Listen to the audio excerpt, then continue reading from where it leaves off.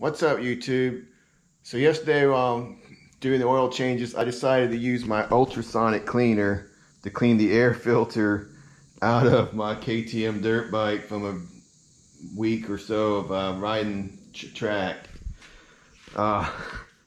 Anyway, to start showing you results, this is what the water looks like after 30 minutes of cleaning. I did use purple power in here as well.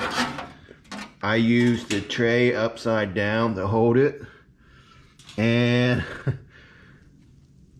this is what my air filter looks like.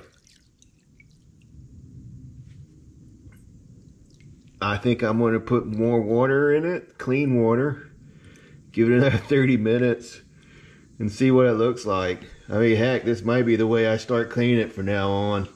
Very interesting results. And the red or the orange you see is actually the clay.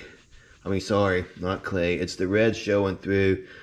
I see that on a clean filter. So anyway, I'm going to get back after 30 minutes with clean water and we're going to see how that one looks.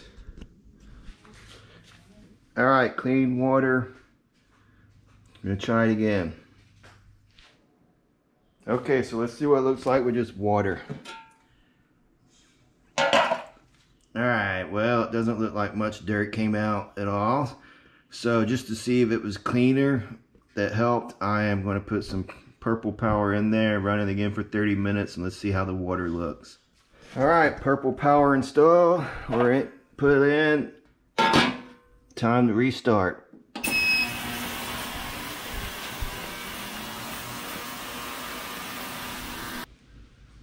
Alright, 30 minutes with purple power, still no change. I'm just going to take it out, rinse it out, and we'll see what it looks like as it's dried.